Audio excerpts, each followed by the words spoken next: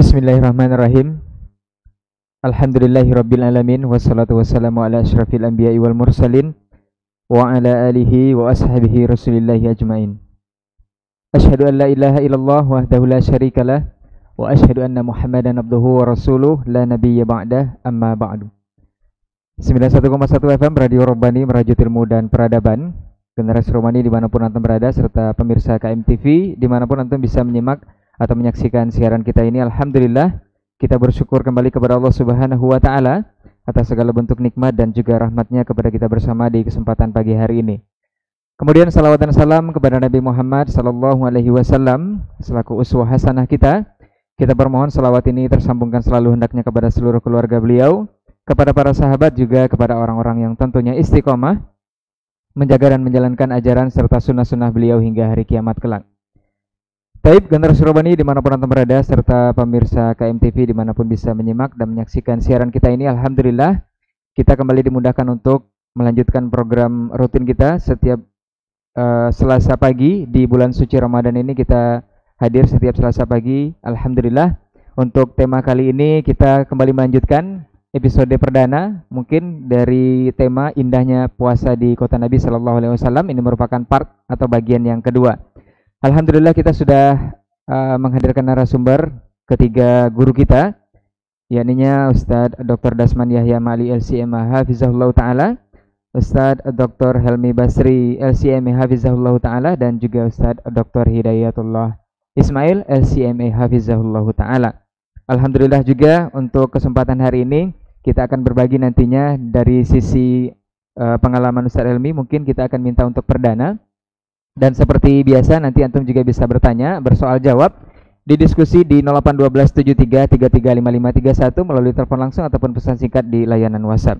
Dan siaran ini antum bisa simak melalui Radio Robbani 91,1 FM, juga di aplikasi kami di Play Store, antum bisa unduh dan juga bisa menyaksikannya lewat Kampar Mengaji TV dan banyak lagi channel dakwah yang insya Allah menyiarkan kajian kita di kesempatan hari ini. Juga ada Aira TV yang alhamdulillah baru saja bergabung sepertinya dan antum bisa menyimak di sana juga. Baik, generasi Robbani untuk tidak memperpanjang mukadimah, tidak lupa juga kita ingatkan untuk selalu menjaga protokol kesehatan COVID-19 dan kita mulai diskusi kita atau dialog keilmuan Islam bersama Ustadz kita untuk kesempatan hari ini dengan ucapan basmalah. Bismillahirrahmanirrahim. Baik, generasi Robbani dimanapun antum berada serta pemirsa KMTV dimana bisa menyimak siaran kita ini, kita barangkali kita langsung saja untuk pembahasan kedua dari indahnya puasa di kota Nabi Sallallahu Alaihi Wasallam. Kalau semalam kita sudah berbicara seputar pengalaman dan juga bagaimana puasa atau Ramadan yang dilalui oleh para guru kita ini, termasuk Ustadz Dr. Dasman juga Dr. Hidayatullah. Kita barangkali untuk perdana ini atau episode kedua ini kita akan mendengarkan seperti apa mukadimah langsung dari Ustadz Dr. Helmi Basri LCMA Hafizahullah Ta'ala. Sebelumnya kita sapa dulu beliau-beliau ini di kesempatan pagi hari ini. Untuk pertama, Ustadz Dr. Helmi Basri LCMA Hafizahullah Ta'ala. Assalamualaikum Ustadz. Alhamdulillah sehat Ustadz ya. Baik. Selanjutnya Ustadz Dr. Dasman Yahya Ma'ali LCMA Hafizahullah Ta'ala. Assalamualaikum, selamat pagi Ustadz. Alhamdulillah sehat Ustadz ya. Alhamdulillah. Masya Allah, selanjutnya Ustadz Dr. Hidayatullah Ismail LCMA Hafizahullah Ta'ala. Assalamualaikum Ustadz. Alhamdulillah sehat Ustadz ya.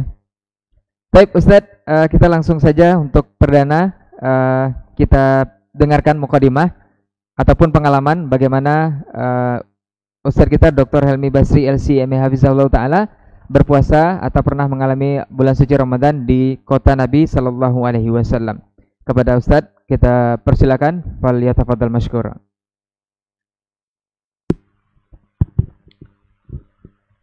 Bismillahirrahmanirrahim. Assalamualaikum warahmatullahi wabarakatuh. Waalaikumsalam warahmatullahi wabarakatuh. Innal hamdalillah nahmaduhu wa nasta'inuhu wa nastaghfiruh wa na'udzu billahi min syururi anfusina wa min sayyiati a'malina.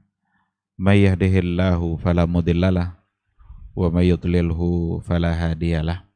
Asyhadu an la ilaha illallah wahdahu la syarikalah wa asyhadu anna Muhammadan abduhu wa rasuluh. La nabiyya wa la rasulah ba'dah. Mohon maaf para masyayikh, saya mengawali perbincangan kita pada pagi hari ini, di mana alhamdulillah Allah mengizinkan kita kembali untuk berbagi tentang hal-hal yang sudah kita sebutkan dalam tema tadi, bagaimana indahnya puasa di kota Nabi. Ini adalah sebuah nikmat yang besar yang diberikan oleh Allah kepada kita ketika kita bisa berbagi, bermuzakarah. Dan salah satu dari bentuk mensyukuri nikmat itu dengan berbagi itu. Wa amma bi ni'mati rabbika fahaddis. Kota Madinah yang memang merupakan sebagai pusat peradaban yang pertama dan yang terakhir, karena akan kembali lagi nanti ke Madinah. Berdasarkan kepada hadis kan seperti itu. Iman itu la ya'rizu ilal Madinah kama ta'rizul hayyatu ila juhriha. Ibarat ular keluar dari sarangnya, menyebar dia kemana-mana, pada akhirnya akan kembali juga ke sarangnya. Iman sebagai pusat peradaban, berangkatlah cahaya itu dari kota Madinah, berangkat kemana-mana. Dan dunia ini sudah diterangi oleh cahaya iman itu. Dan pada akhirnya nanti cahaya itu juga akan kembali kepada pusatnya, dan itu adalah kota Madinah, seperti yang disebutkan oleh Rasulullah Sallallahu Alaihi Wasallam. Dikarenakan oleh Madinah sebagai pusat peradaban, pusat cahaya itu, maka tentu saja dia memiliki keistimewaan yang luar biasa. Kita alhamdulillah yang pernah tinggal di sana, yang pernah diberikan kesempatan oleh Allah untuk menuntut ilmu di sana, tentu saja melihat secara langsung bagaimana indahnya melaksanakan ibadah Ramadan di kota Rasulullah Sallallahu Alaihi Wasallam. Dia disebut sebagai kota Rasul ya karena memang Nabi yang memberikan nama itu. Dulu kan namanya Yathrib. Sebelum Rasul hijrah ke kota Madinah, namanya adalah Yathrib.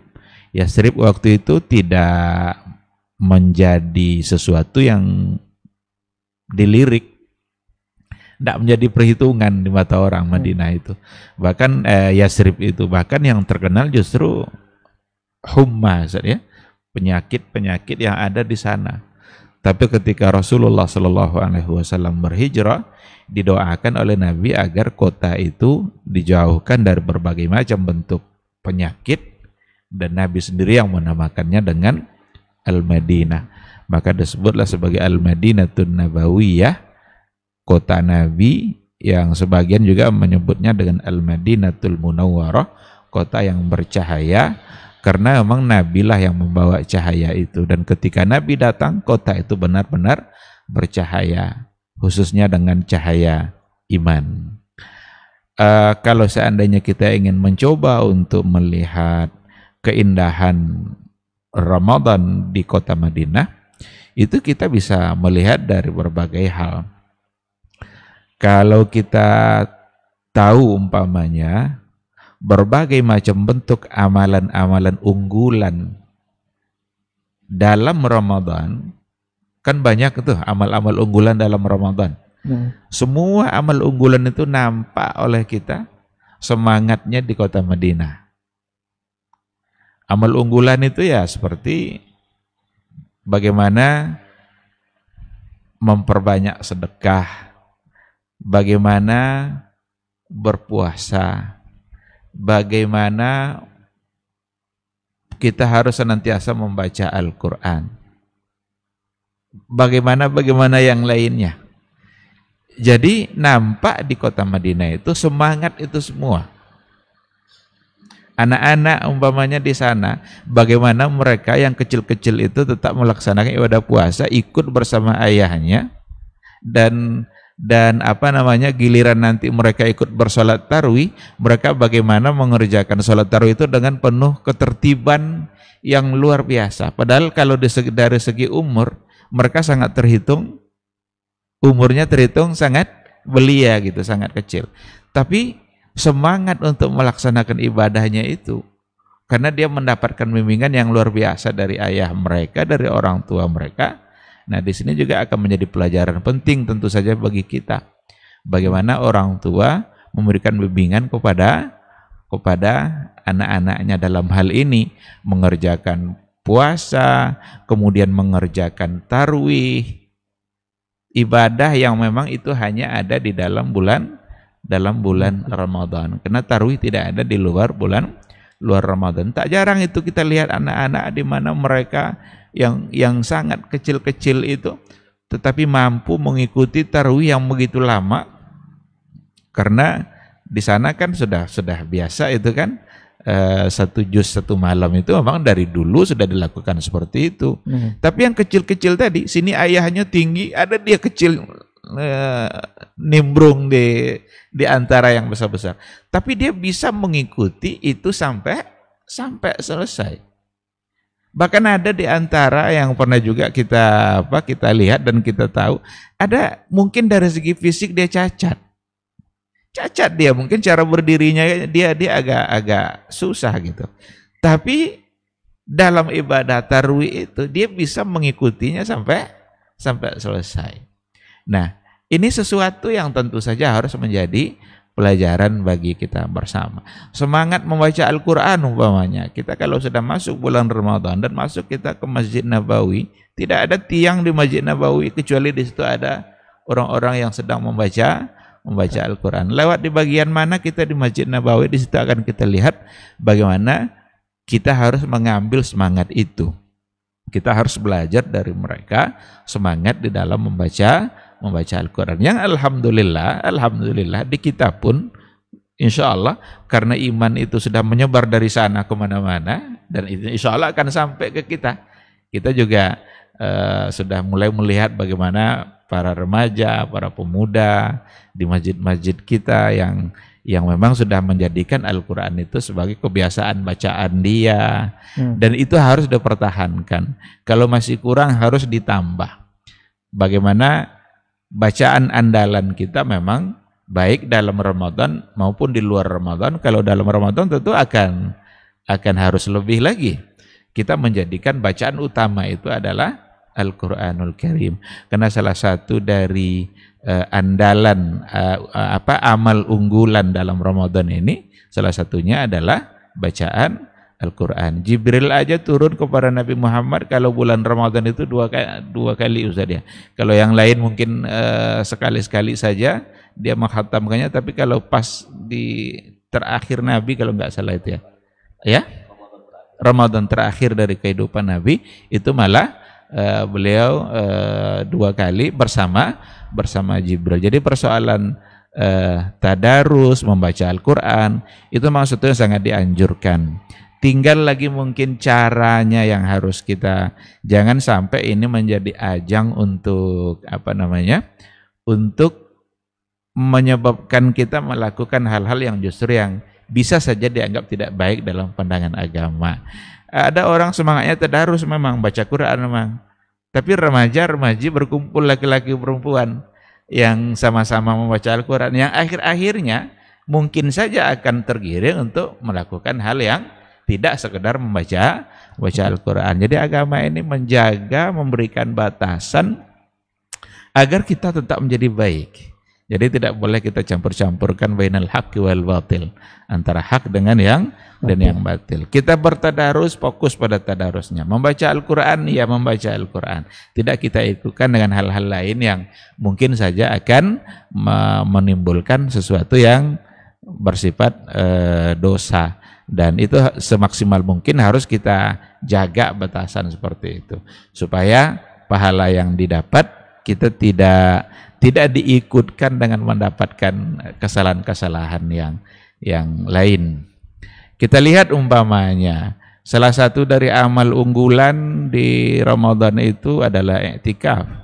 Kita lihat bagaimana di kota Nabi, di Masjid Nabawi dan juga di Masjidil Haram, bagaimana penuh oleh orang-orang yang mengikuti ibadah ibadah i'tikaf. I'tikaf itu akhir-akhir ini di kita itu memang sudah menjadi sesuatu yang dihidupkan kembali. Kalau dulu kita bisa anggap i'tikaf itu dalam pandangan orang di kita itu sebuah memang sunnah yang sudah ditinggalkan gitu. Bahkan ketika ada orang yang berada di masjid itu dianggap sesuatu yang agak aneh gitu. Kok tidur tidak pulang-pulang ada di masjid? Karena mungkin tidak tahu mungkin gitu ya. Padahal i'tikaf itu sendiri salah satu dari amalan sunnah, amalan yang sebagai amal unggulan yang ada dalam bulan Ramadan, dan dilakukanlah itu di Masjid Nabawi, di Masjidil Haram. Karena memang dulu Rasul mengajak istrinya juga untuk beriktikaf di Masjid Nabawi. Dan itu memang natural begitu aja tanpa kepanitiaan bagaimana gitu, sehingga kita tidak perlu mengkhawatirkan bagaimana cara bersahur, bagaimana cara berbuka. Kalau di kita mikir-mikir kan, kalau seandainya kita ikut i'tikaf nanti sahurnya gimana, sehingga diperlukan adanya kepanitiaan, bahkan nyumbang agar nanti bisa berbuka dan bisa bersahur. Kalau di sana Masya Allah, jadi semangat untuk berbagi. Nah, karena tadi kan salah satu dari amal unggulan dalam berpuasa itu sedekah. Bagaimana Rasul menyebutkan dalam hadisnya, orang yang memberikan perbukaan bagi dia yang berpuasa, dia mendapatkan pahala puasanya tanpa mengurangi sedikit pun jatah puasa orang tersebut. Ketika ini dipahami oleh mereka yang kaya-kaya oke, tapi ada yang tidak kaya-kaya kali, tapi dia juga bersemangat untuk memberikan apa yang dia punya. Sehingga kita ini sebagai mahasiswa yang lebih tidak kaya lagi dibanding mereka gitu kan, tidak ada sedikit pun kekhawatiran dalam persoalan buka dan sahur. Malah pintar pula mahasiswa ini milih-milih selera. Ditengoknya ada yang manggilkan, banyak yang manggil tuh ta'al ya akhi, sadik, ada boleh manggil sadik kadang. Ta'al katanya. Kita nengok-nengok tuh apa yang ada di dia, enak enggak? Ini orang miskin yang sok-sokan ini. udah dapat jatah itu pun masih milih. Kalau nampaknya kurang, mungkin kita cari yang lain. Coba bayangkan. Padahal mereka sudah mensiapkan. Walaupun nanti pada akhirnya akan ada juga orang di situ. Untuk sahur juga seperti itu. Bahkan kita tidak sulit untuk mendapatkan makan dalam bentuk ayam faham misalnya Ustaz ya. Ayam di sana enggak kayak ayam di kita gitu. Ayam di kita kan dimutilasi, itu satu ekor bisa 16 potong kan. Kalau enggak sulit kita ini yang mana yang daging, yang mana yang tulang. Kalau di kita, di sana enggak, ayam itu bagi dua saja. Selesai, sebelah sini. Dan ada juga nasi khas dimasak oleh mereka, dan betapa nikmatnya orang-orang mengikuti i'tikaf ketika diberikan pelayanan seperti itu, dan yang mereka harapkan sama sekali adalah pahala dari Allah Subhanahu wa taala. Jadi akan ada banyak sekali kenang-kenangan di sana. Untuk melihat kenangan itu ya kalau kita coba lihat masing-masing amal-amal unggulan tadi, nampaknya kita memang perlu belajar kita bagaimana mereka bersemangat untuk melaksanakan amalan-amalan unggulan yang diajarkan oleh Nabi, lalu mereka coba untuk menerapkan apa yang diajarkan oleh Rasulullah Shallallahu Alaihi Wasallam itu. Semangat seperti itu seandainya lah bisa kita bawa ke tempat kita, itu tentu sesuatu yang akan menjadi baik. Baik para pendengar dan para masyayikh yang mudah-mudahan kita semua dimuliakan oleh Allah Subhanahu wa taala. Akan ada banyak cerita yang terkait dengan indahnya berpuasa di masjid atau di kota Nabi. Apa yang saya sampaikan barangkali itu sedikit dari apa yang ada yang langsung saya rasakan atau sesuatu yang secara umum yang terjadi di kota Nabi yang hubungannya adalah dengan ibadah Ramadan. Saya kira itu mungkin sebagai pembuka dari saya. Nanti mudah-mudahan insya Allah bisa dilanjutkan oleh para masyayikh yang lain. Terima kasih. Assalamualaikum warahmatullahi wabarakatuh. Waalaikumsalam warahmatullahi wabarakatuh. Baik, jazakallah khairan Ustaz untuk mukadimah ataupun berbagi pengalamannya bagaimana indahnya berpuasa di kota Nabi Sallallahu Alaihi Wasallam. Memang semangat beribadah perlu kita kasih 2 jempol mungkin untuk kota Nabi Sallallahu Alaihi Wasallam, dan mudah-mudahan suatu saat kita juga bisa menerapkannya seperti harapan Ustadz Helmi di kota kita ini ataupun khususnya di kota kita ini, di kota Pekanbaru. Nah, kita selanjutnya ke guru kita selanjutnya, Ustadz Dr. Dasman Yahya Ma'ali LCM Hafizahullah Ta'ala.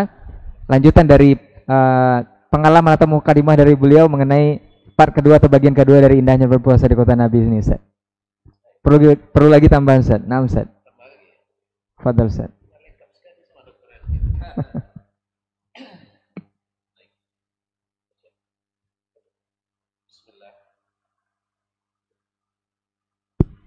Bismillah, wassalatu wassalamu ala rasulillah wa ala alihi wa ashabihi wa mawalah wa ba'd. Al-masyayikh al-afadil wal mustami'una al-akarim wal mustami'at al-karimat wal musyahidun wal musyahidat, ahlan wa sahlan wa marhaban bikum jami'an. Para masyayikh, Dr. Helmi, Dr. Hidayatullah, kemudian saudara-saudaraku di studio, para pendengar dan para pemirsa dimanapun berada, baik melalui Radio Urbani 91,1 FM ataupun channel Kampar Mengaji TV dan yang lain-lainnya. Alhamdulillah pada pagi ini kita bisa kembali berbincang-bincang santai untuk berbagi pengalaman, karena seperti kata orang bijak, pengalaman itu adalah guru yang terbaik.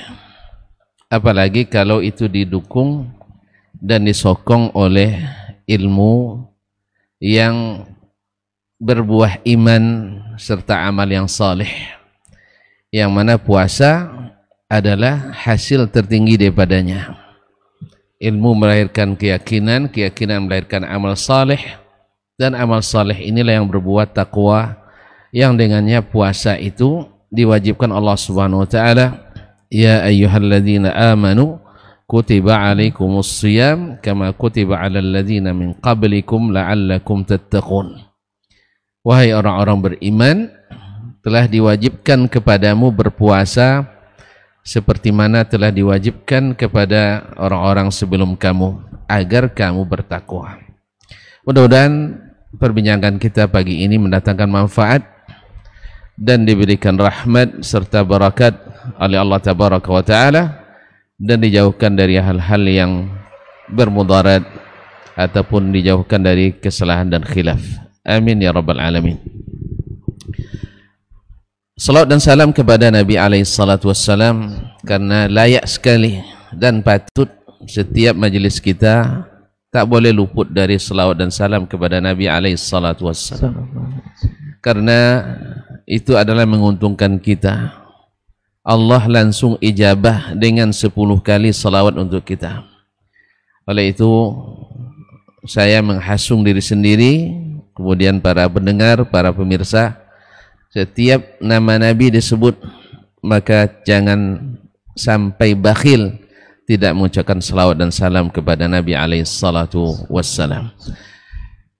Para pendengar, para pemirsa dan saudara-saudaraku yang ada di studio, tadi Dr. Helmi jazahullahu khairan wa hafizahullah ta'ala wa matta'ahu bis-sihhati wal afiyah, pada kesempatan ini telah memulai dengan keutamaan kota Madinah yang merupakan ma'rizul iman, kota tempat berlindungnya iman. Bahkan beliau menggambarkan adalah kota dari pancaran cahaya iman. Darinya memulai dan akan kembali kepadanya. Nabi SAW dalam hadis riwayat Imam Al-Bukhari mengatakan, innal iman la ya'rizu ilal madinati kama ta'rizul hayyatu ila juhriha. Iman itu akan kembali ke Madinah sebagaimana seekor ular kembali ke lubangnya. Jadi Madinah adalah hisnun hasin lil iman, adalah benteng yang kokoh yang menjaga iman. Dan tentu saja semakin ke dalam Madinah, keimanan itu akan semakin kentara. Semakin menjauh daripadanya, maka semakin pudar pula itu cahaya. Saya selalu mengibaratkan seperti seperti hulu dan hilir sungai. Ibarat air di hulu biasanya jernih, tapi sampai di hilir tentu saja karena banyak terkontaminasi oleh sampah yang ikut hanyut dengan berbagai kotoran yang mungkin terbawa, akhirnya tentu saja akan terjadi beda antara yang di hulu dengan di hilir. Demikian juga dengan Islam yang hulunya adalah di Madinah An-Nabawiyah. Walaupun pada asalnya Allah turunkan di Makkah, tapi Makkah waktu itu belum menjadi lahan yang subur untuk dakwah Nabi alaihi salatu wassalam. Tapi Nabi alaihi salatu wassalam tidak kendur dan tidak mundur. Selama Allah masih memerintahkan, beliau bertahan di Mekah. Bahkan dakwanya di Mekah lebih lama daripada dakwanya di Madinah. Akhirnya beliau dengan terpaksa, sebenarnya bukan terpaksa, atas perintah dari Yang Maha Kuasa, diizinkan untuk hijrah ke Madinah setelah ditempa dengan berbagai ujian yang kalau diujikan kepada sebagian kita mungkin kita akan mundur. Kalau istilah dai sekarang menggantung sorban, ya, kalau pemain menggantung sepatu. Tapi Nabi alaihi salatu wassalam tak pernah berputus asa. Akhirnya beliau pindah ke Madinah, Thayyibatut Thayyibah, kota yang baik, kota yang suci, kota yang penduduknya orang-orang yang dipuji oleh Allah Subhanahu wa taala dalam banyak ayatnya. Mereka lah yang telah diridai Allah. Mereka lah yang menjadi ansarullah wa ansaru Rasulillah sallallahu alaihi wasallam. Mereka lah yang mempedulikan dan menjadi penopang dakwah utama. Bahkan mereka memikirkan Nabi lebih daripada memikirkan diri sendiri. Memikirkan pergaulan dakwah Islam lebih daripada mengembangkan usaha mereka. Nah, disinilah anak-anak keturunan mereka, orang Ansar dan Muhajirin yang masih menetap di Madinah, alhamdulillah mewarisi sebagian besar dari sifat-sifat pendahulu tersebut. Karena Nabi SAW mengatakan bahwa Madinah sepanjang masa akan menjadi ma'rizul iman, akan menjadi benteng yang kokoh bagi as-sunnah an-nabawiyah. Oleh itu seperti yang digambarkan oleh Dr. Helmi tadi dan juga dalam pertemuan kita sebelumnya, bahwasanya Madinah masih sangat layak untuk dijadikan sebagai percontohan berdasarkan pengalaman yang kami yang tidak terlalu lama tetapi sangat berkesan dan ingin berlama-lama. Cuman karena visa yang terbatas susahnya, sehingga kita harus angkat tas dan meninggalkan kota tersebut. Padahal kita ingin seperti kata Nabi alaihi salatu wassalam, wal madinatu khairul lahum law kanu ya'lamun. Madinah itu lebih baik bagi mereka kalau mereka mengetahui.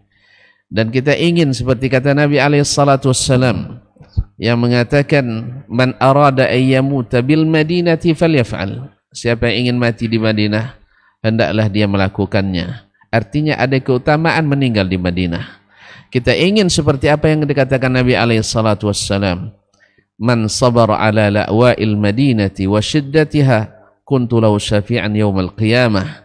Siapa yang sabar atas penyakit dan kerasnya hidup di Madinah, maka aku akan memberikan syafaat baginya pada hari kiamat. Dan masih banyak lagi keutamaan yang lain. Tetapi karena majelis kita majelis pengalaman indahnya puasa di kota Nabi alaihissalatu wassalam, seperti yang dimulai oleh dokter tadi, bahwasanya kalau beliau menonjolkan bahwa anak-anak bisa tahan beribadah seperti orang tua, karena memang mereka melihat orang tuanya sendiri. Dan ada beda, anak-anak kita mungkin hari ini sebagian besar ikut ke masjid tarawih, tetapi dibiarkan bebas di belakang, tidak bersama orang tuanya. Tapi kalau di kota Nabi, selain karena tidak mungkin dilepas sendiri, tetapi mereka ingin mengajarkan sehingga anak-anaknya dibawa bersama mereka, satu saf dengan mereka, sehingga mereka melihat langsung orang tuanya. Bila orang tuanya selesai, baru dia selesai. Tapi bila orang tuanya tahan, dia bertahan. Subhanallah. Sampai sholat malam sendiri pun. Ya, di 10 malam terakhir mereka salat sampai tarawih di awal ini, kemudian ada qiyamu tahajud, yaitu dimulai dari jam 1 dan selesai biasanya jam 3, jam 3.30. Masih banyak anak-anak yang ikut, subhanallah. Dan kemudian ada lagi hal yang menonjol yang kita lihat, bahwa mereka selesai sholat subuh berjamaah, masing-masing mengambil mushaf atau membaca zikir pagi, bukan mencari tempat untuk asmara subuh. Dan ini kaum muslimin dan muslimat yang tidak terlihat, dan kalaupun ada pasti akan dicegah, karena ada hayatul amri bil ma'ruf wan nahi anil munkar, atau yang disebut dalam istilah fikihnya lembaga hisbah, di mana kerjanya adalah mencari pelanggaran-pelanggaran yang terjadi dan langsung ditangani, dan ini melalui instansi resmi oleh pemerintah kerajaan Arab Saudi. Walaupun hari ini karena tekanan dunia internasional, lembaga ini mungkin diperlemah, tetapi walaupun secara lembaga lemah, tetapi secara personal, alhamdulillah penduduk Madinah sangat sensitif dengan yang namanya kemaksiatan. Bahkan pelaku maksiat sendiri, ini seperti yang kita sering saksikan Ustaz ya, di taksi, sopir-sopir taksi misalnya. Ya, bila mereka kita tegur, misalnya menghidupkan lagu di dalam mobilnya, kita tegur, alhamdulillah mereka bisa langsung matikan, dan hampir tidak ada bantahan, hampir tidak ada. Walaupun ada sekali-sekali mereka membantah, halal ya Syekh katanya. Ya, ada yang mengatakan halal, Syekh fulan yaqul halal misalnya, ada, tetapi ini jarang. Ini jarang. Walaupun mereka terhitung orang jahil dari sisi ini, tetapi ketika mendengarkan, kalau kita berikan hujjah dengan Al-Quran dan hadis Nabi alaihissalam, mereka cepat kembali. Kemudian di antara kita yang kita lihat, ikhwani fillah, kalau kita tadi disebutkan bahwa dorongan imanlah yang membuat mereka berlomba-lomba. Nah, satu hal yang menonjol saya lihat, bahwasanya seluruh anggota keluarganya dilibatkan, Ustaz. Ya, dilibatkan. Misalnya dia pasang supro untuk memberikan perbukaan kepada orang, dari anak yang paling kecil sampai datuk-datuknya ikut melayani. Dan mereka subhanallah takkan makan kecuali orang sudah dapat makan semua. Ya, mereka mendahulukan, karena memang ada kaidah saqil qaumi akhiruhum. Orang yang memberi makan dan minum orang lain terakhir makannya. Memang agak kontras juga dengan budaya kita, khususnya budaya Sumatera, ya, bahwasanya tuan rumah yang mulai makan dulu. Saya tidak tahu apa latar belakangnya, tapi saya mereka-reka supaya tamu nyaman menyantap. Karena memang dulu orang di negeri kita ini mungkin banyak dulu menyimpan barang-barang tak baik, racun ya, sehingga ada kecurigaan. Nah, inilah kecurigaan ini tidak ada di sana, alhamdulillah. Karena apa? Karena al-aslu fihim al-amanah, hukum asalnya adalah amanah, sehingga apapun yang diserahkan, apapun yang diberikan, kita tak perlu ragu memakan. Beda memang di negeri-negeri sebagian daerah, kalau kita datang selalu diwanti-wanti, hati-hati makan di tempat itu, hati-hati makan di tempat itu. Ini alhamdulillah tak ada atau hampir tidak ada di seluruh negeri di Arab Saudi, apalagi di kota Madinah. Antum diberikan makan, insya Allah makan aja lah. Insya Allah pasti, insya Allah aman daripada ini. Ini pada umumnya tidak ada ada was-was dan tidak ada khawatir ketika mengkonsumsi apapun makanan. Dan hebatnya lagi mereka kaum muslimin, walaupun mungkin bagi kita agak susah diterapkan, mereka itu sambil makan dengan kita, mereka yang suwirkan dagingnya diserahkan ke kita. Bahkan kalau boleh mereka yang suapkan ke mulut kita. Begitu khidmat yang diperlihatkan. Mungkin bagi kita ini agak aneh ini, apalagi kalau yang depan itu orang. Saya pertama kali makan bersama itu, Ustaz, mohon maaf nih, ya mohon maaf, dapat pula orang yang warna kulitnya lebih dari hitam pula daripada saya. Nah, orang Afrika. Kemudian pas makan tak basuh tangan dia. Habis itu ambil daging kasih sama kita. Tapi subhanallah, dengan penghormatan, untuk menghormati orang ini, saya makan juga. Dia sendiri kok makan, tak apa-apa. Ini saya makan. Akhirnya lagi pun sudah bersih kan, dia dari tadi makan kan. Allah musta'an. Kemudian anak-anaknya dilibatkan. Ada lagi hal yang menonjol. Kaum muslimin dan muslimat yang dirahmati Allah, mungkin kita, anak-anak muda kita, bila ada orang tuanya yang sakit, mungkin mereka malu mendorongkan kursi rodanya ke masjid. Tapi di situ subhanallah, mereka berlomba-lomba, anak-anak laki-lakinya mendorong kursi roda untuk orang tuanya agar datang ke masjid. Baik di Masjid Nabawi itu banyak sekali, apalagi di masjid-masjid yang lain. Dan subhanallah, anak-anaknya senantiasa diajarkan untuk menghormati orang tua. Mereka selalu mendahulukan ayah dan ibunya daripada diri mereka sendiri. Bahkan ada di antara dosen kami, Ustaz, mungkin antum masih ingat juga, profesor, kita sering berbuka di rumahnya, pernah dimarahi oleh ayahnya, dia profesor, dirotan sama ayahnya, tapi subhanallah tidak ada merubah wajahnya. Kan dia tahu orang tua itu adalah di atas kita segalanya. Walaupun dia menyakiti kita, kita tidak boleh menyakitinya. Ini yang tertanam di dalam hati anak-anak di kota Nabi SAW pada umumnya. Ma'asyiral kiram, para pendengar, para pemirsa yang dirahmati Allah SWT, dan Nabi SAW yang mengingatkan khairukum li ahli wa ana khairukum li ahli. Saya sebaik-baik kalian adalah yang terbaik kepada keluarganya, dan saya adalah yang terbaik kepada keluargaku. Nabi menjadikan bahwa akhlak ini adalah iman yang paling sempurna. Kita lihat tidak sedikit bapak-bapak di situ pergi sholat bawa bayi, Ustaz. Padahal kita kalau sudah bayi itu rata-rata titip sama ibunya. Nah, ini bapak yang bawa sholat, kadang digendong sambil sholat. Karena contohnya Nabi SAW.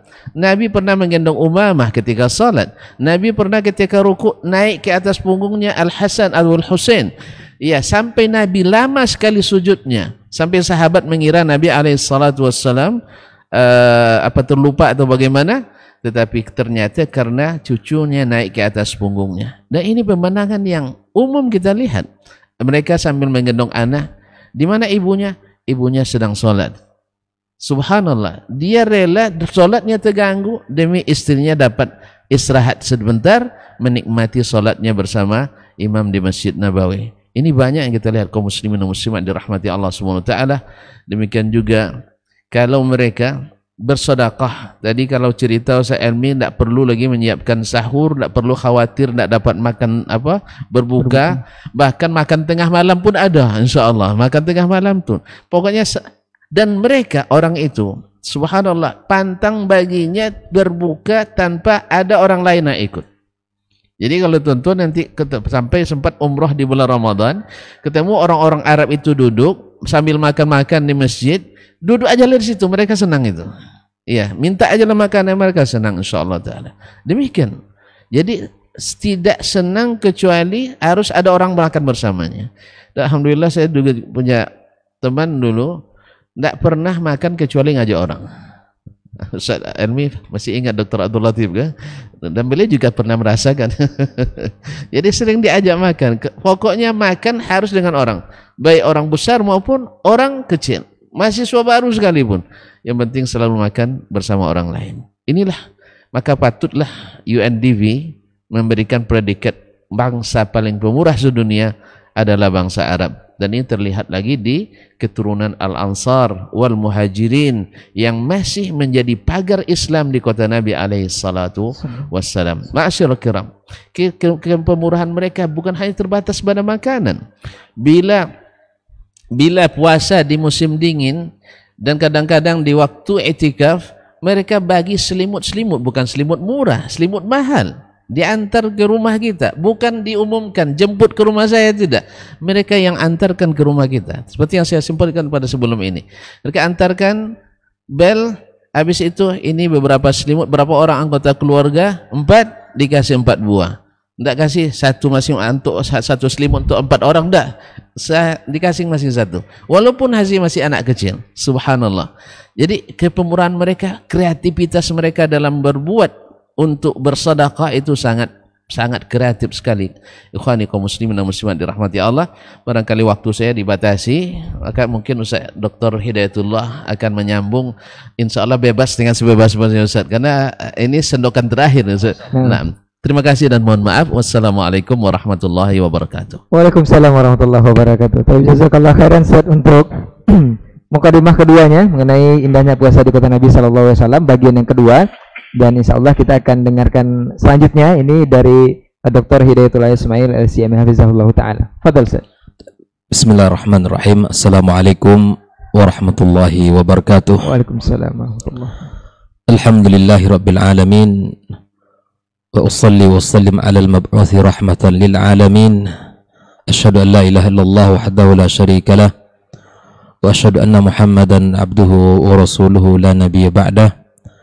Para masyayikh, guru-guru kita yang kita muliakan, hadirin hadirat, saimin saimat, musyahidin al-kiram, teman-teman yang berada di studio, semoga kita semua dalam kesehatan serta penjagaan dari Allah, dan kita berharap bisa menyempurnakan ibadah siam kita dengan baik, dan kita menjadi orang-orang yang keluar dari Ramadan diangkat derajat kita oleh Allah dan diampunkan segala dosa dan kesalahan kita.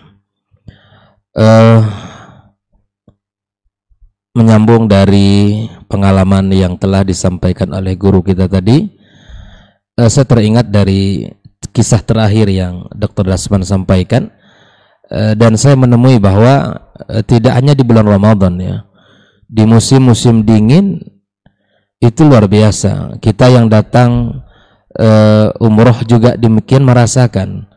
Teman-teman yang di kota Madinah tinggal, baik itu para mahasiswa ataupun para muqimin yang tinggal di sana, merasakan bahwa ada semangat berbagi, tidak hanya di bulan Ramadan.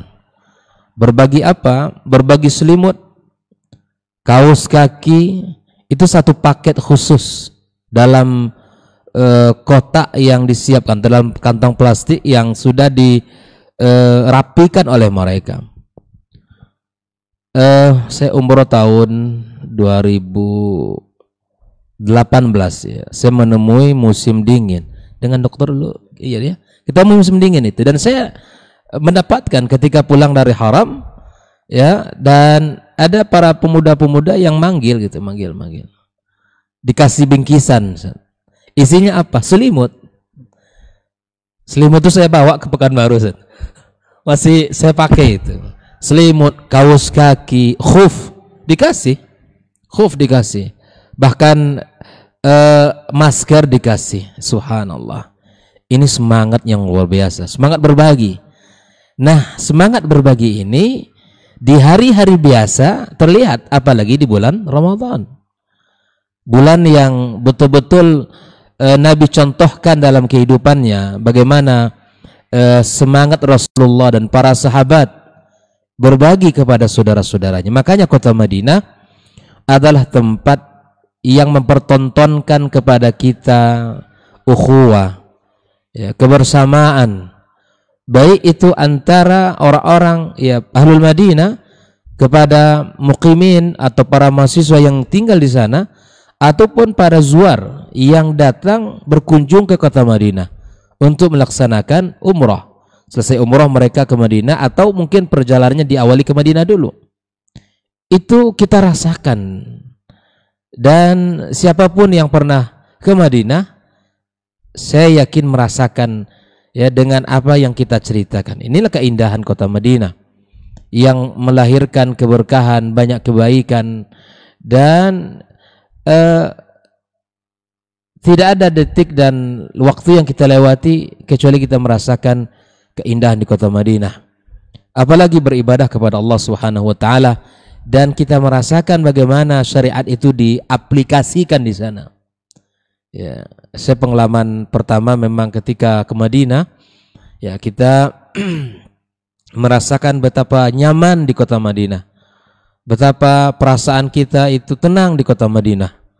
Ya, antum kalau berjalan ya sendirian insya Allah tidak akan ada yang ngompas gitu. Tidak seperti di tempat-tempat atau di negeri sebagian kaum muslimin. Atau mungkin bawa uang yang begitu banyak, satu tas antum bawa Ustaz, ya berjalan. Saya yakin kita merasa jauh lebih aman, nyaman gitu. Enggak takut untuk ditodong atau untuk dirampok, enggak. Perasaan aman itu. Itulah kota Madinah. Nah, pada kesempatan ini saya ingin coba melihat satu sisi dari keindahan kota Madinah, yaitu berpuasa di sana, khususnya di bulan suci Ramadan, di mana seriusnya para pengurus masjid, kalau bahasa kita pengurus masjid, ya berkhidmat kepada jamaah, berkhidmat kepada kaum muslimin, kepada shaimin dan kepada seluruh orang yang ada di masjid. Serius mereka di dalam memberikan kenyamanan dalam beribadah.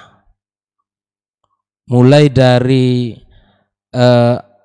karpet yang ribuan lembar di Masjid Nabawi itu yang harus disiapkan, dibersihkan. Ya, mulai dari air zam-zam yang sampai ratusan ton air zam-zam yang disediakan oleh mereka dalam Masjid Nabawi itu dibersihkan, diganti gelas-gelas yang kotor. Makanya ini sering terjadi. Ya sekali ada yang dia kalau kita ke sana itu mudah-mudahan tim Radio Robani bisa berangkat atau teman-teman di KMTV bisa kita bersama umroh bareng gitu kan, bersama para masyayikh. Nah, kita di sana itu di termos apa namanya? Ya itu di situ ada dua galon ya. Di situ ada kiri ada kanan, Ustaz. Ya, kalau yang bersih sebelah kanannya. Nah, ini sering terjadi karena mungkin tidak tahu bahwa setelah minum ditaruh kembali di situ. Padahal ya kalau sudah minum ya taruh di sebelah kirinya. Ada tulisan memang ya, tapi terkadang kita jarang memperhatikan sehingga salah begitu. Dan di situ juga diberikan label ini air yang dingin dieskan gitu. Ada yang suam air yang masya Allah enak di kerongkongan. Nah di bulan Ramadan ini masya Allah disiapkan untuk para shaimin. Berapa ribu orang yang berbuka di situ dan berapa banyak orang yang meninggalkan sisa makanan. Tetapi dalam hitungan menit itu para petugas haram ya, para orang-orang yang bekerja di haram itu dengan cepat tangkas ya, mereka merapikan. Saya mendapatkan cerita, wallah alam ya, saya baca di beberapa media, kemudian ada yang memperhatikan itu karena itu live ya ke dunia itu kan melihat bagaimana peristiwa salat dari berbuka sampai qiyam itu diperhatikan oleh orang-orang non muslimin di belahan dunia. Dan ada yang memperhatikan betapa rapinya kaum muslimin, betapa bersatunya mereka dengan sebuah komandan. Ya. Azan apabila sudah dikumandangkan maka semuanya berbuka. Itu syariat kita mengatur begitu. Inilah persatuan kaum muslimin yang mengajak kita kepada syariat ini. Makanya kalau kita berpegang teguh kepada syariat, bersatu umat ini. Ya. Taat dan patuh kepada ajaran Allah Subhanahu wa taala. Mereka makan setelah azan, minum, itu kan di Masjid Nabawi itu menikmati hidangan Masjid Nabawi. Dan orang-orang yang berkhidmat untuk para shaimin memberikan makan-makan yang terbaik. Ya seperti yogurt, ada gahwa, dan kalau teringat gini kan siang hari nggak enak juga ngomongin gahwa. Ada zabadi, masya Allah, ini makanan-makanan sehat. Ada rutab, ada kurma, ada roti dari gandum, luar biasa. Makanan sehat yang dihidangkan oleh para muhsinin untuk kaum muslimin di Masjid Nabawi. Nah, setelah makan mereka dalam hitungan beberapa menit saja, ya sudah bisa dikirakan itu. Memang diberi jeda, Ustaz. Nah, ini juga pelajaran mahal untuk kita para pengurus masjid gitu. Ya, habis berbuka itu, ya berilah jeda sejenak untuk kita kaum muslimin bisa berbuka di rumah dan kemudian mereka salat ke masjid. Jangan buru-buru.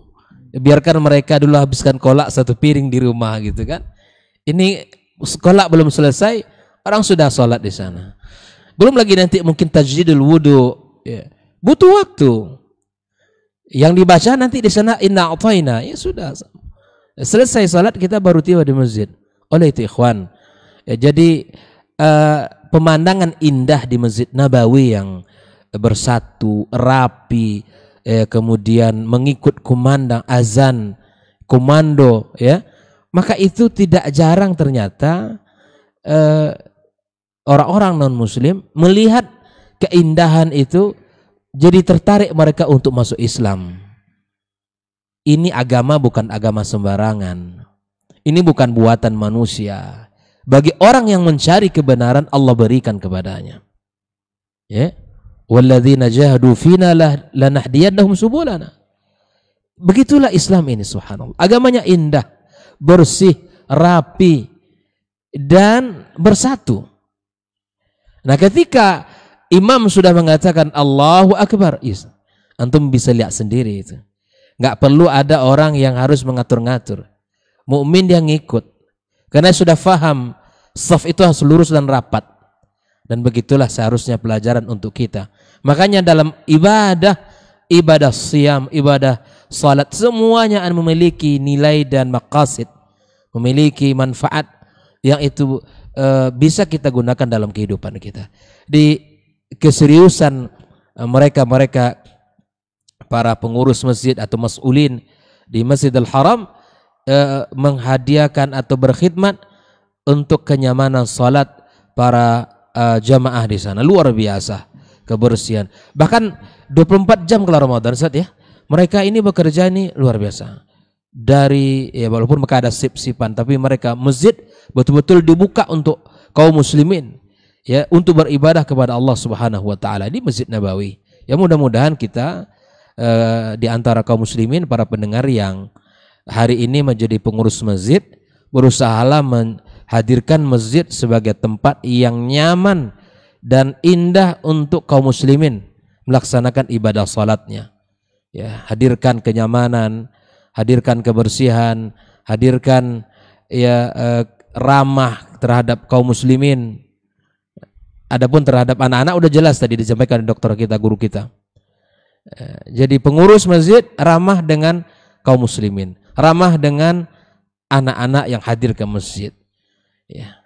Maka inilah yang saya rasakan dan saya saksikan di kota Madinah, betapa ya, masjid menjadi tempat kerinduan, Masjid Nabi menjadi tempat kenyamanan, menjadi tempat yang istimewa dalam hidup kita. Apalagi nanti kita bisa ya untuk qiyam dan bisa berdoa di sebuah tempat yang disebut dengan raudhah, ya, ma baina baiti wa mimbari, ya kata Rasulullah SAW, itu adalah raudhah, dan keutamaannya adalah berdoa di situ mustajab. Berkumpul kebaikan bulan Ramadan, berkumpul kebaikan tempat, berkumpul doa yang mustajab di hari-hari yang sangat mulia, di bulan yang sangat berkah. Allahu Akbar. Keindahan yang sangat luar biasa yang dirasakan ya oleh orang-orang yang berada di sana dan orang-orang yang pernah di sana. Semoga Allah Subhanahu wa taala mengizinkan kita kembali untuk bisa datang ke kota suci Mekah, dan mengizinkan kita pula membawa orang-orang yang terkasih di antara ya, keluarga kita untuk bisa menikmati keindahan-keindahan kota Madinah, wil khusus di bulan suci Ramadan. Mungkin ini yang ya bisa saya tambahkan nanti gitu.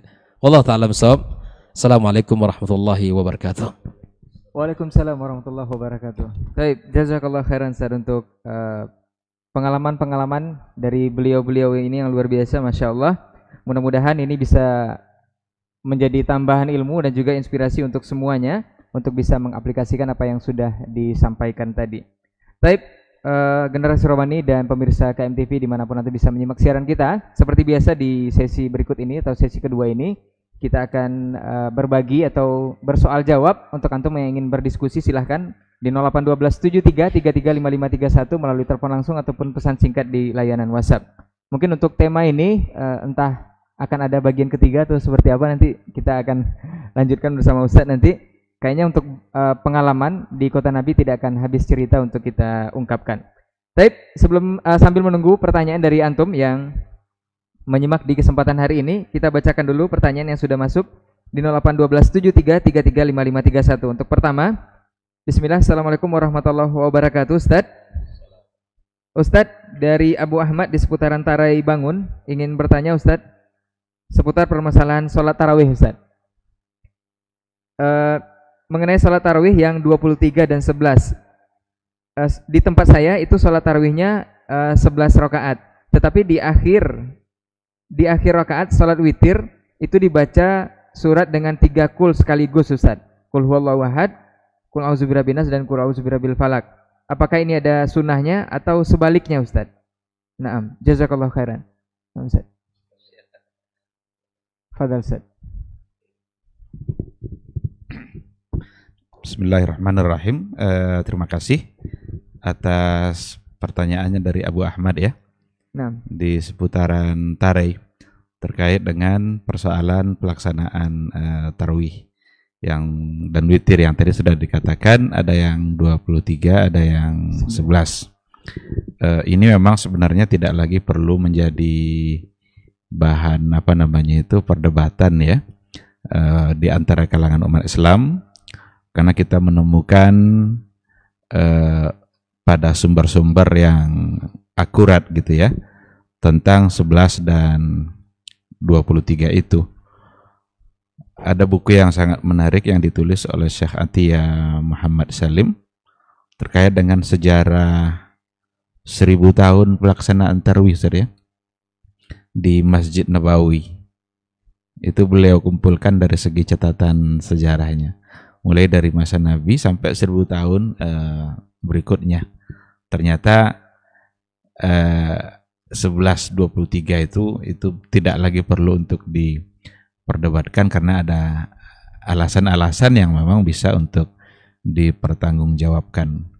Dan saya kira juga sudah semakin berkurang gitu. Kalau dulu nampak sekali perdebatan antara 8 dan 20 itu di kalangan umat Islam gitu. Tapi sekarang nampaknya memang sudah semakin cerdas dan sudah semakin bisa dipahami.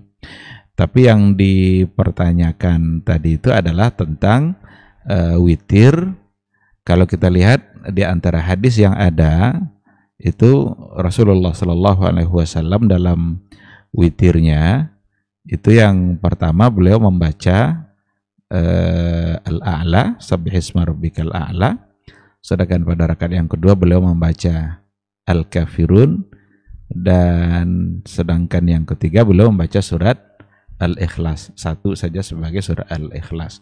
Namun kalau saya tidak salah nanti akan diperjelas lebih luas oleh Dr. Dasman, ada juga di antara riwayat yang memang mengumpulkan gitu saja antara tiga kul tadi, tapi yang lebih yang lebih jelas gitu, yang lebih banyak itu yang menjelaskan yang tadi itu Al-A'la, kemudian Al-Kafirun dan juga Al-Ikhlas.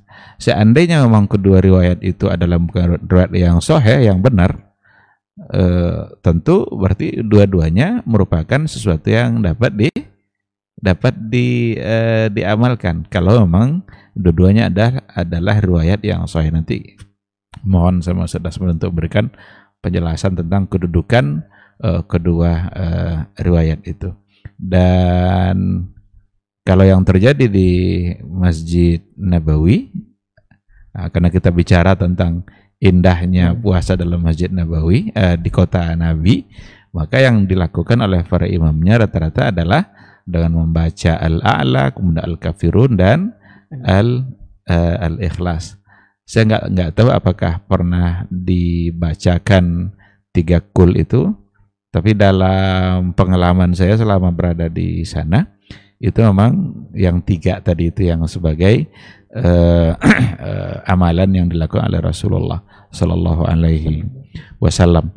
Itu mungkin untuk menjawab hal itu, mohon kepada saudara semua untuk berikan penjelasan lebih luas tentang status riwayat, apakah memang dengan ada 3 kul itu merupakan riwayat yang sahih atau seperti apa. Allah Subhanahu wa taala alam. Baik, jazakallah khairan Ustaz untuk jawabannya. Kita minta ke Ustaz Dr. Dasman untuk lebih jelas mengenai kedudukan 2 riwayat ini, Ustaz.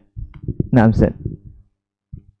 Bismillah wassalatu wassalamu ala Rasulillah wa ala alihi wa sahbihi wa mawala wa ba'du.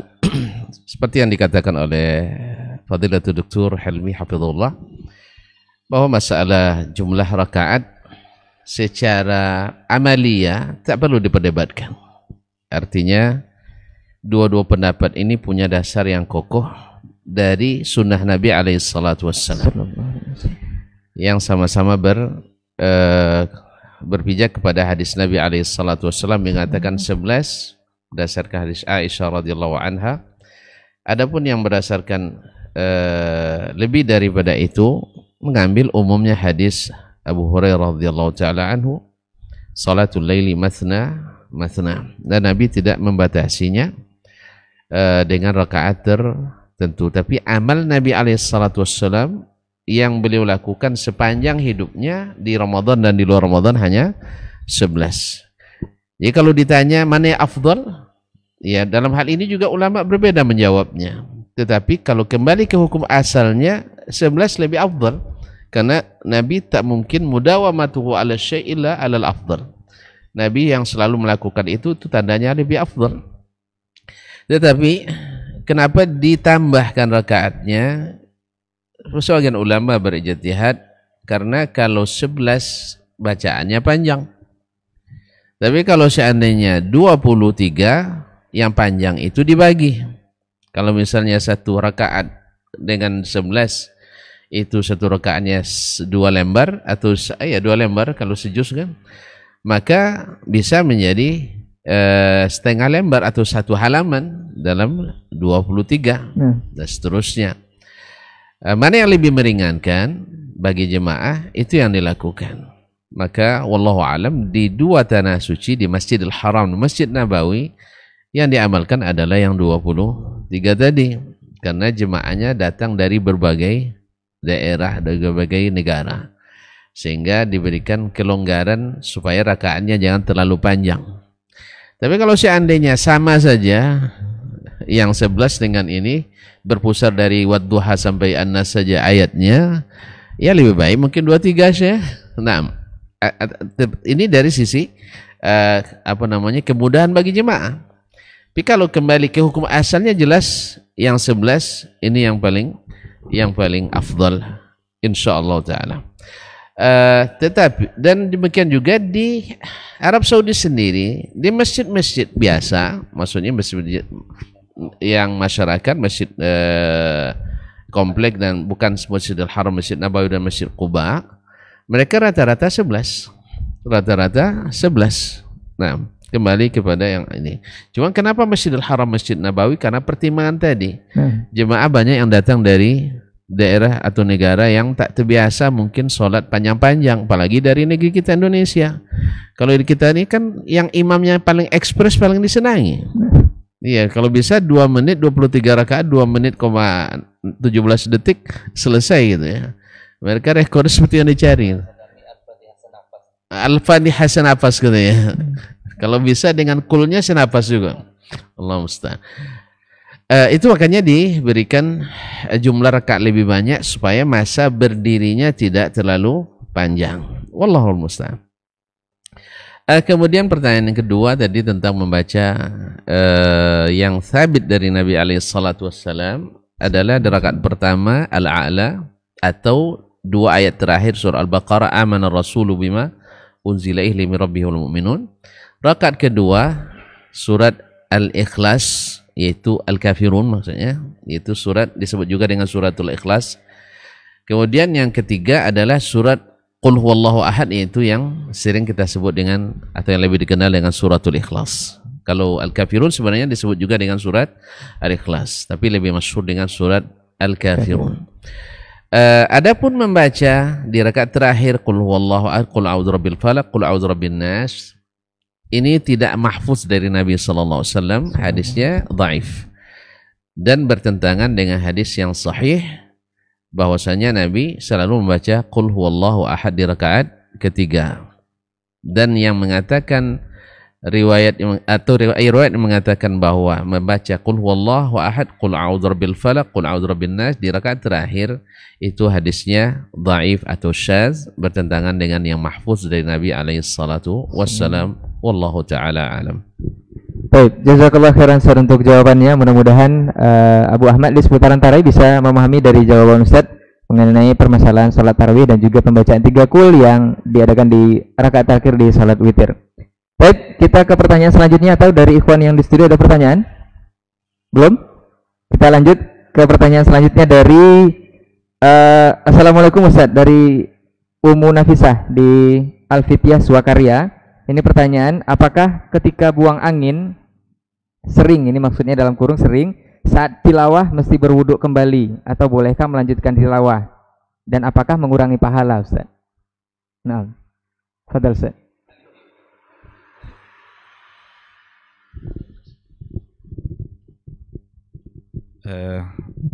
Baik, terima kasih. Terkait dengan suci yang dihubungkan dengan Al-Quran, itu sebenarnya ada beberapa permasalahan. Ada persoalan membaca, ada persoalan mendengar, ada lagi persoalan menyentuh, memegang mushaf. Dan sucinya itu juga ada beberapa kemungkinan. Ada tidak sucinya karena hadas besar, ada lagi tidak sucinya itu karena hadas kecil. Jadi memang para ulama itu mencoba untuk memberikan pembahasan secara rincian. Kalau untuk mendengar bagi yang tidak suci, itu sepakat membolehkan. Karena Aisyah radhiyallahu anha ketika dia dalam keadaan halangan, Nabi baring-baring di sampingnya, bahkan di atas pahanya, dan Nabi sambil membacakan ayat Al-Quran. Padahal Aisyah ketika itu dalam keadaan halangan. Dalam persoalan menyentuh, memegang, nampaknya memang kecenderungan mayoritas ulama itu lebih cenderung untuk mengatakan jangan. Kalau dalam bentuk menyentuhnya gitu kan. Tinggal lagi persoalan membacanya. Bagaimana membaca Al-Quran tapi dalam keadaan tidak suci. Tidak sucinya itu bisa karena tidak berwudu, atau bisa karena dalam keadaan janabah, atau dalam keadaan haid umpamanya. Ada hadis Ustaz ya, la yaqra'ul Quran al-haid gitu ya. Jangan membaca Al-Quran bagi seorang yang haid. Maka sebenarnya kalau seandainya sengaja untuk membaca dengan tujuan berta'abbud, orang-orang yang dalam keadaan tidak suci seperti dia haid atau hadas kecil, seperti yang tadi itu, berdasarkan kepada hadis, jika memang tujuan berta'abbud, itu sebaiknya memang dihindarkan gitu. Akan tetapi ada semacam fatwa juga, ya, dari kibarul ulama, diantaranya Syekh bin Baz juga. Kalau seandainya dia adalah seorang yang hafal Quran, lalu dia dalam keadaan tidak suci, dalam keadaan halangan, kemudian dia ingin membaca mengulang-ulang sebagai murojaah, maka ada semacam keringanan untuk dibolehkan, karena dengan tidak membaca selama seminggu atau lebih dalam keadaan haid, dia itu bisa mungkin bisa menyebabkan hafalannya tidak sabit. Ada semacam fatwa seperti itu. Tapi yang ditanyakan tadi bukan dalam hubungan kesucian itu dengan haid gitu, tapi adalah batalnya wudu disebabkan oleh keluarnya atau buang buang angin. Untuk kehati-hatian agar kita lepas dari semua bentuk prasangka, agar hati kita menjadi tenang, sebenarnya sebaiknya kita tetap mengulang wudu agar hilang prasangkaan seperti tadi itu. Karena dengan mengulang wudu itu sendiri kalau kita ulang akan menjadi pahala, dia akan mendapatkan keutamaan yang luar biasa, terlepas dari nanti ada sebagian mungkin yang membolehkan karena dia adalah hadas kecil, sehingga mungkin ada yang akan mengatakan tetap dibolehkan, tapi yang lebih baik tetap adalah dengan mengulangnya. Mungkin Allah ingin memberikan dia pahala yang lebih besar, apalagi dengan dia mengulang wudu itu, tetesan-tetesan air wudu yang kita lakukan itu akan menggugurkan dosa. Tentu saja sebagai seorang mukmin yang beriman kepada Allah, dia akan memilih mana yang terbaik dalam diri dia, dan dengan mengulang wudu itu membuat dia tidak akan bertanya-tanya, hatinya akan menjadi lebih tenang. Karena kalau dia tetap baca, dia akan bertanya-tanya terus, ini boleh enggak? Kalaupun ada semacam sebagian yang membolehkan, tetap dia akan lebih baik untuk mengambil cara yang lebih menyenangkan, di mana dengan mengulang kembali wudunya, sehingga dia bisa lebih khusyuk di dalam membaca Al-Qur'anul Karim. Itu mungkin yang bisa saya jawab. Mungkin Mas Syekh bisa menambahkan. Wallahu subhanahu wa ta'ala alam. Baik, jazakallah khairan untuk jawabannya. Baik, ditambahkan mungkin oleh Ustaz Dasman. Fadhil Ustaz. Tadi beliau sudah menyinggung masalah mengurangi pahala atau tidak, ya kan? Maka memang membaca dalam keadaan suci itu tentu lebih besar pahalanya pada membaca dalam keadaan tidak suci. Kemudian masalah membaca tadi, saya ingin menguatkan saja, memang ada khilaf di antara ulama, seorang yang haid boleh baca atau tidak. Karena hadis Ibnu Umar tadi yang diriwayatkan oleh Imam Abu Dawud, la taqra'ul haidhu walal junubu syai'an minal Qur'an. Cuman sayang hadis ini hadisnya dhaif. Sebab riwayat dari Ismail bin Ayyash anil Hijaziyin. Berkata Imam Abu Hatim Ar-Razi, kemudian dinukil oleh Imam Az-Zahabi dan Imam Ibn Hajar dalam Al-Mizan dan Lisanul Mizan, bahwasanya riwayat Ismail bin Ayyash an ahli Hijaz dhaif, dan bertentangan lagi dengan hadis umumnya, hadis Asma binti Abi Bakar radhiyallahu ta'ala, atau hadis subhanallah, hadis Asma dan juga yang lainnya, bahwa Nabi alaihissalatu wassalam mengatakan, if'ali ma yaf'alul hajju ghaira alla tatufi bil bait. Buatlah apa yang dibuat oleh orang yang naik haji, kecuali tawaf di Baitullah. Nabi hanya menyebut kecuali tawaf di Baitullah, dan maklum bahwa orang yang haji ada yang baca Quran, ada yang zikir, ada lain-lainnya. Wallahu ta'ala alam, karena di samping hadisnya dhaif, yang kemudian ditambah dengan umumnya ayat ini atau hadis ini yang mengatakan boleh seorang yang haid melakukan apapun kecuali tawaf di Ka'bah dari sisi bacaan tadi. Wallahu ta'ala a'lam. Baik, jazakallah khairan untuk jawabannya. Mudah-mudahan bisa dipahami oleh Ummu Nafisah yang ada di seputaran Suwakarya. Kita ke pertanyaan berikutnya dari ikhwan yang di studio, kita persilakan. Fadhal. Assalamualaikum warahmatullahi wabarakatuh. Waalaikumsalam warahmatullahi. Ustaz, yang saya tanyakan tentang itikaf, Ustaz. Bagaimana persiapan itikaf sebelum kita melaksanakan itikaf, dan bagaimana cara yang benarnya, tata cara yang benar, dan apa-apa saja yang dilarang ketika itikaf. Itu saja Ustaz. Terima kasih. Jazakallahu khairan. Assalamualaikum warahmatullahi wabarakatuh. Waalaikumsalam warahmatullahi wabarakatuh. Fadhal Ustaz, langsung dijawab. Ini panitia itikaf ini. Bismillahirrahmanirrahim.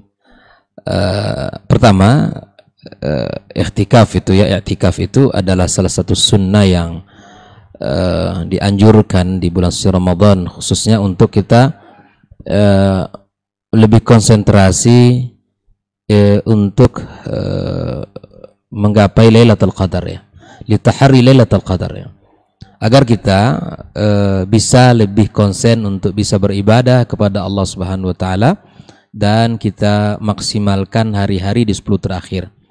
Ini adalah contoh dari Rasulullah sallallahu alaihi wasallam ya, yang mana Nabi jika masuk 10 terakhir ya syadda mi'zarah ya, kencangkan ikat pinggang, artinya dia melaksanakan ibadah lebih bersemangat lagi gitu. Kemudian wa ahya lailah, dia menghidupkan malam-malamnya, bahkan wa aiqadha ahlah, dia membangunkan, mengajak keluarganya membersamai malam-malam itu dengan ibadah kepada Allah Subhanahu wa taala. Ini sunnah yang harus juga kita perhatikan, persiapkan diri kita untuk menuju 10 terakhir itu, agar Allah sehatkan badan kita dan Allah berikan taufik kepada kita di dalam menyongsong 10 terakhir di bulan suci Ramadan nanti. Nah, terkait yang ditanyakan tentang itikaf, ya pertama ya carilah memang tempat yang itu disediakan oleh panitia gitu ya, sehingga memang di kita seperti tadi ada panitianya ya, memang diperlukan kebersamaan ya, itu yang pertama.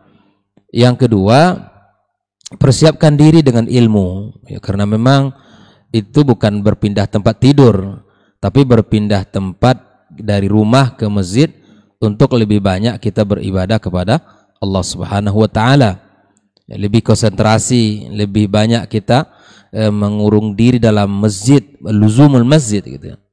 Ya, kemudian kita masuk ya dengan tikaf di 10 terakhir. Nah, dengan membawa perlengkapan kebutuhan pribadi. Ini itikaf yang ya antum selama 10 hari tidak boleh keluar masuk dari masjid illa li hajah. Ya, kecuali memang kebutuhan untuk yang darurat sekali gitu ya. Seperti antum ya kalau seandainya masjid ya di WC-nya di luar ya itu boleh. Atau untuk makan di pelatarannya itu boleh jika seandainya di dalam tidak dibolehkan untuk atau tidak muat untuk kita makan. Itu dibenarkan. Adapun hajat dunia, kemudian pergi ke pasar, urusan yang lain itu tidak dibenarkan selama itikaf. Kita betul-betul membawa diri kita, jiwa kita ya betul-betul di rumah Allah Subhanahu wa taala. Memperbanyak ibadah ya, sunnah, salat sunnah kita, kemudian tilawah kita, doa kita, istighfar dan lain sebagainya. Itu yang kita lakukan selama itikaf di sana. Kemudian ya adab-adab seperti tadi yang saya sampaikan, membawa kebutuhan selama 10 hari itu. Andai ada hal yang dibutuhkan misalnya, ya bisa kita minta tolong keluarga kita. Seandainya keluarga itu tidak itikaf, ya bisa kita telepon. Boleh buat telepon boleh. Ya, tapi jangan habiskan waktu untuk ngecek WA saja gitu kan. Nah, bahkan Nabi SAW memperlihatkan keindahan keharmonisannya dengan keluarga beliau. Ya, kalau Nabi kan enak, dinding rumah membatasi masjid gitu kan. Jadi kebersamaan Nabi dengan keluarganya ya ditunjukkan juga. Bahkan Nabi SAW menjulurkan kepalanya, disisir rambutnya oleh istri beliau. Subhanallah. Ini kebersamaan pasangan yang luar biasa. Sampai urusan nyisir rambut dicontohkan Nabi dengan keluarganya. Di kalau ngurus suami itu para ibu-ibu urus sampai situ juga gitu. Sisir sekali waktu rambut suaminya. Jangan hanya urusan makan gitu. Urusan sisir rambut itu perhatikan. Potong kuku suami, lihat, tunjukkan kepada suaminya khidmat. Makanya tidaklah tegak rumah tangga dalam sebuah perjalanan rumah tangga kecuali memang ada qawam laki-laki dan kelembutan seorang wanita. Ya, dibutuhkan kelembutan dalam rumah tangga itu. Bahkan dalam sebuah riwayat dikisahkan bahwa Rasulullah Shallallahu Alaihi Wasallam ketika dia iktikaf itu dijenguk oleh salah seorang istrinya. Kalau tidak salah Sofia ya. Sofia datang. hanya untuk bertemu dengan Rasulullah sallallahu alaihi wasallam dan dilayani oleh Rasulullah. Sofia datang. Bahkan bentuk perhatian seorang suami kepada istri, Sofia diantar sampai ke rumahnya. Coba lihat. Jadi kalau ada hajat istri kita, para bapak-bapak ya, kalau bisa kita handle, kita handle. Itu bentuk perhatian kita kepada istri kita. Jadi urusan subhanallah, kan bisa saja kita berkata, udahlah pulanglah, selesai urusanmu gitu kan, bisa saja. Tapi Nabi mencontohkan keharmonisan, kebersamaan, cinta, perhatian. Wanita itu lembut sekali, ikhwan. Butuh perhatian dia. Makanya kita harus fahami alam perasaan wanita itu. Dan begitupun para ibu-ibu harus sadari juga alam logika para kaum laki-laki itu. Jangan dibalik atau jangan campur aduk gitu. Ukurlah sesuai dengan ukurannya masing-masing. Oleh itu poinnya adalah bahwa ketika i'tikaf kita luzumul masjid, kita berada di rumah Allah Subhanahu wa taala selama 40 hari dan tidak keluar kecuali pada malam takbir. Artinya besok kita hari raya, hari itu baru antum keluar dari masjid, dan ya ke rumah kalau seandainya antum tidak punya pakaian yang lain untuk kita ganti, kalau enggak ya langsung salat Id di situ begitu. Maka kalau kita yang sempurna seperti ini yang afdal. Ini yang dicontohkan Nabi Shallallahu alaihi wasallam. Namun bagaimana kami yang hari-hari bekerja? Katakanlah orang-orang kantoran, orang-orang yang sibuk atau kerja perusahaan misalnya, yang hanya memiliki waktu malam. Akhi fillah, kalau seandainya antum memiliki waktu malam, maka lakukan juga untuk bisa melatih diri di rumah Allah Subhanahu wa taala. Karena banyak kebaikan di rumah Allah itu. Sebagaimana disebutkan ya, al-masjid huwal baitul taqi, al-mu'min at-taqi. Masjid itu tempatnya mukmin yang bertakwa. Jadi memang kalau mencari orang-orang baik itu di masjid insyaallah. Ya, orang selelah-lelahnya dia di dalam urusan dunia, kalau ke masjid nyaman dia. Bahkan termasuk mencari menantu. Tandai rumahnya segera. Kalau ada anak-anak muda yang masya Allah masjid itu menjadi tempatnya, segera pulang. Kalau kita punya anak gadis, tandai ini calon menantu saya. Nah, itu seperti ya gini lah. Kita harus mencari seperti itu orang-orang yang saleh. Karena jaminan harta itu tidak ada. Kecantikan rupa itu juga tidak menjamin kebersamaan. Tapi akan membuat langgengnya kehidupan rumah tangga adalah keimanan dan ketakwaan. Itulah asas yang kokoh, pondasi yang kuat untuk menopang perjalanan rumah tangga kita. Oleh itu, i'tikaf adalah sunnah Rasulullah SAW yang mesti kita hidupkan dan persiapkan diri dengan ilmu. Nanti kalau bisa memang ada di antara pertemuan kita, nanti mungkin bisa kita angkat ya, bagaimana tema tentang i'tikaf di dalam perbincangan kita begitu. Dan pengalaman selama masa i'tikaf juga banyak itu. Sekira guru kita Dr. Asman 15 tahun di kota Madinah. Nah, itu asam garamnya banyak sekali pengalaman i'tikaf di sana. Baik itu di Masjidil Haram di Mekah ataupun di Masjid Nabawi.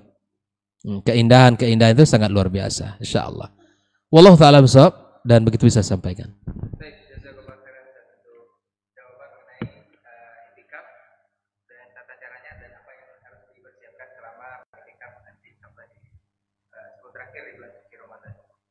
Kita ke pertanyaan selanjutnya, mudah-mudahan bisa dipahami. Kita ke pertanyaan selanjutnya dari Pontianak, Ustaz. Dari kawan kita, bismillah, afwan Ustaz, ana Abu Hafiz di Pontianak. Ustaz, bagaimana posisi kita duduk sholat witir bagi kita yang melakukan sholat witir langsung 3 rakaat? Apakah duduk awaroh atau iftirash? Mohon penjelasannya, Ustaz. Barakallahu.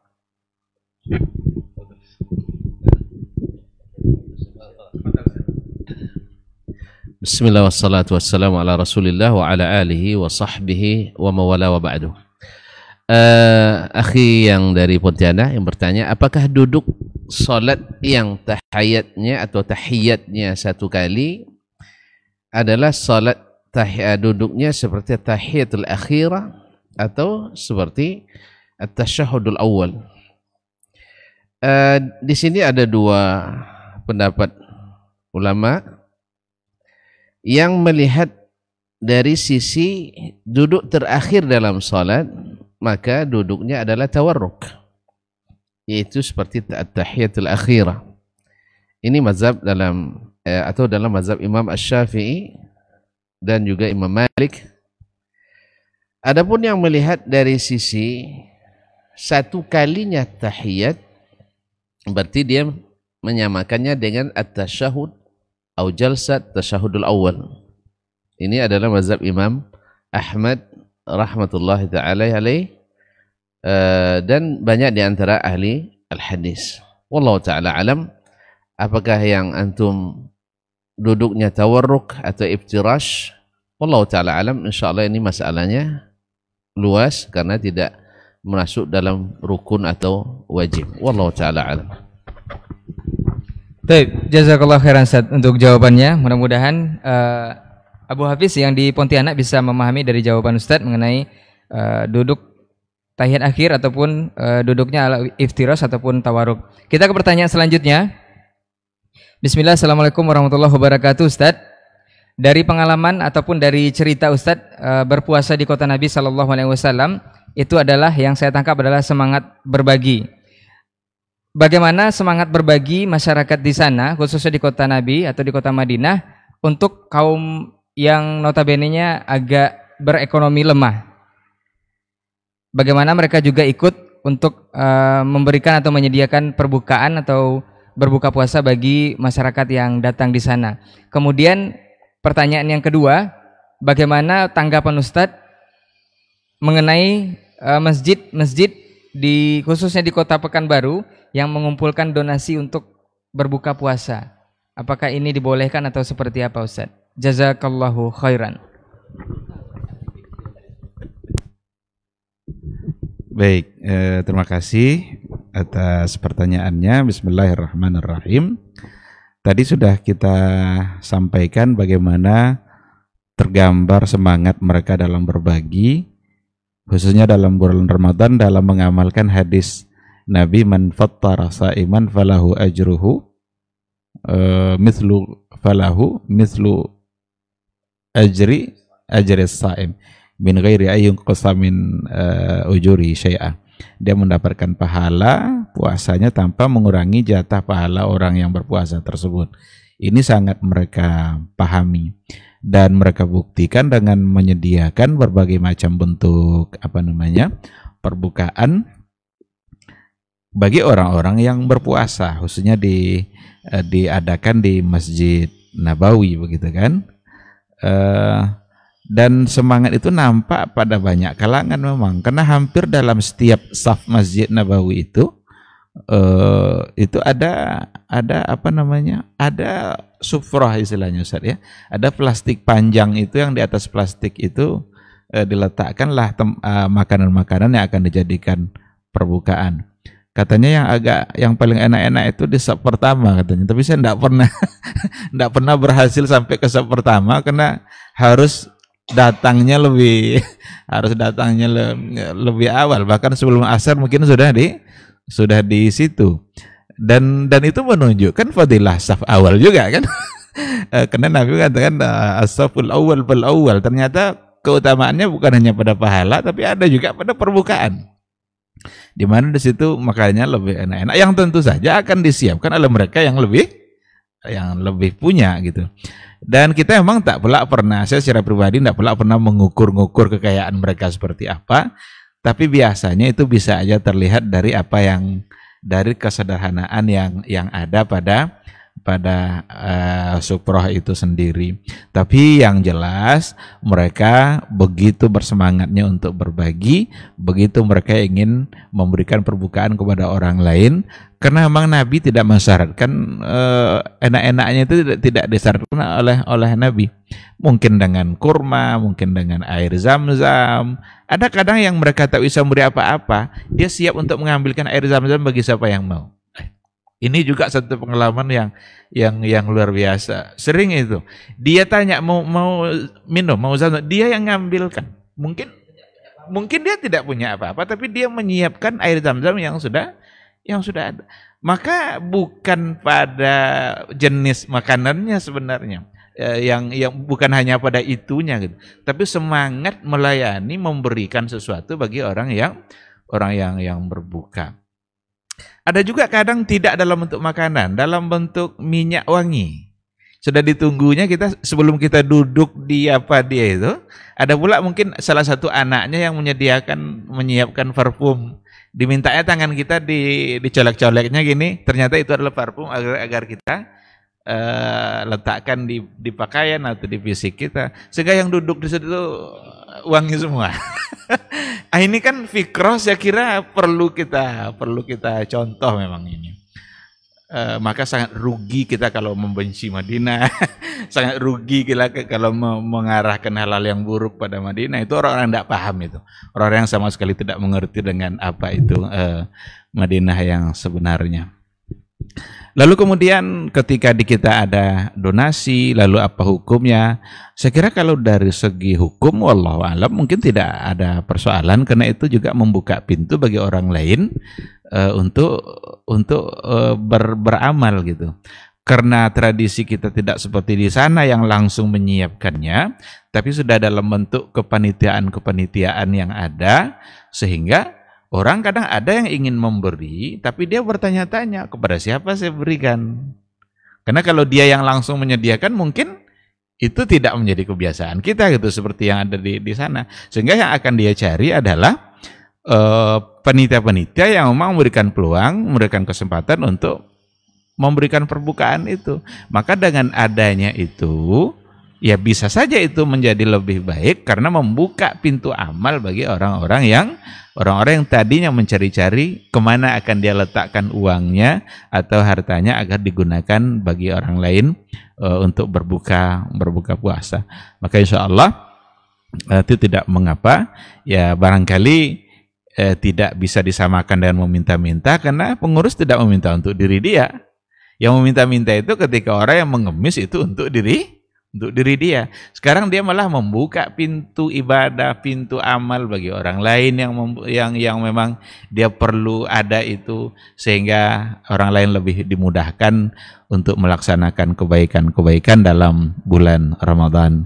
Saya kira itu semoga amalan mereka diridhai oleh Allah Subhanahu wa taala, dan semoga kita bisa memberikan donasi seberapa yang kita bisa, seberapa yang memang kita mampu, karena seberapa kita mampu itulah nanti yang akan kita berikan pengorbanannya atas nama Allah Subhanahu wa taala. Saya kira itu, wallahu subhanahu wa taala a'lam.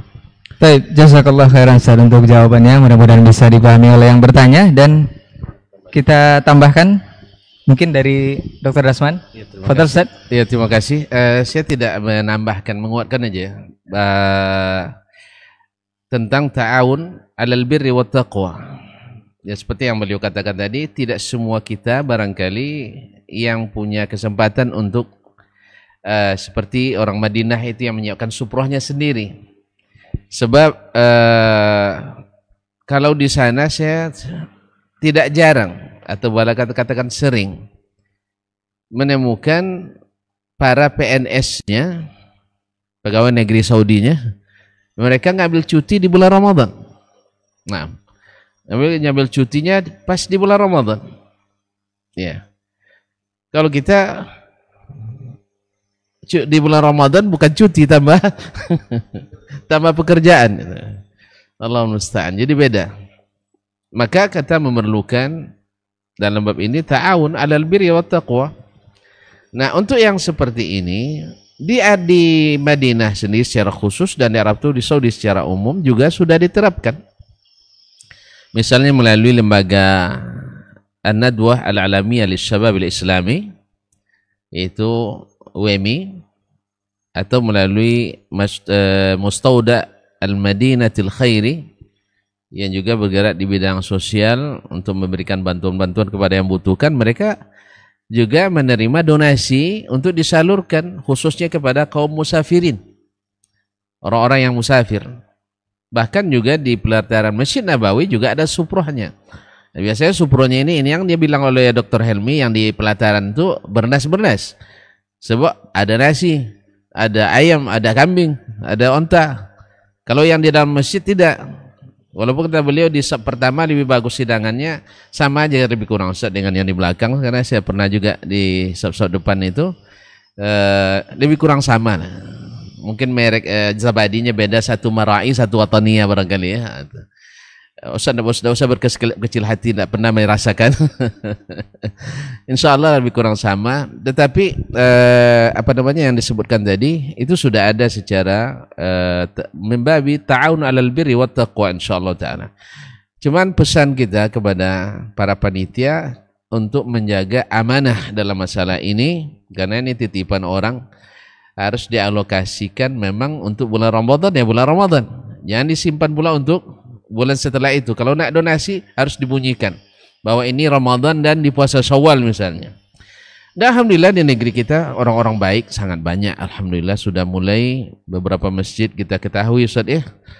Ya ada satu masjid setiap hari Ramadannya Masya Allah ditanggung oleh yang membuat masjidnya. Sampai puluhan juta setiap hari dia donasikan. Semoga Allah berkahi hartanya, keluarganya, umurnya, dan diterima amalnya. Semoga Allah jaga keikhlasannya. Dan itu sudah banyak alhamdulillah di mana-mana. Bahkan ada masjid yang pengurusnya menyiapkan ganti rugi kehilangan yang terjadi di masjid itu. Jadi kalau hilang sendal, lapor aja diganti cash insyaallah taala. Ini bagus juga ini. Ada masjid yang menyiapkan tempat tidur untuk para musafirin. Daripada mereka ditulis dilarang tidur masjid, disiapkan ruangnya. Atau disiapkan masjid kasurnya. Sehingga tidak akan ada lagi mengotori masjid. Daripada membuat tulisan dilarang tidur di masjid. Karena tidur di masjid barakah lah insyaallah, minimal dia masuk, salat dulu 2 rakaat, kemudian disiapkan tempatnya. Wallahu musta'an. Ini juga patut dicontoh oleh kaum muslimin khususnya di bulan Ramadan ini supaya orang lebih betah di masjid. Dan ini yang mungkin dapat saya sampaikan. Terima kasih. Wassalamualaikum warahmatullahi wabarakatuh. Waalaikumsalam warahmatullahi wabarakatuh. Baik, jazakallah khairan Ustaz untuk jawabannya dan juga tambahannya dari Ustaz Dasman. Kita ke pertanyaan terakhir sepertinya untuk kesempatan hari ini Ustaz. Pertanyaan terakhir. Bismillah. Assalamualaikum warahmatullahi wabarakatuh Ustaz. Dari Ana di seputaran Cipta Karya ingin bertanya Ustadz mengenai khatam Al-Quran yang khususnya Ramadan adalah bulan Quran. Khatam Al-Quran programnya bergilir Ustadz. Dari juz 1 sampai juz 30 itu dibagi per kelompok dan masing-masing menamatkan satu juz sesuai yang sudah ditentukan. Apakah ini dibenarkan atau tidak? Kemudian pertanyaan yang kedua Ustadz, double pertanyaan Ustadz. Pertanyaan yang kedua, bagaimana hukumnya puasa bagi orang yang bekerja keras? Apakah ada uzurnya atau seperti apa Ustaz? Naam. Bismillahirrahmanirrahim. Alhamdulillah wassalatu wassalamu ala Rasulillah wa ala alihi wa sahbihi wa mawalah. Amma ba'd.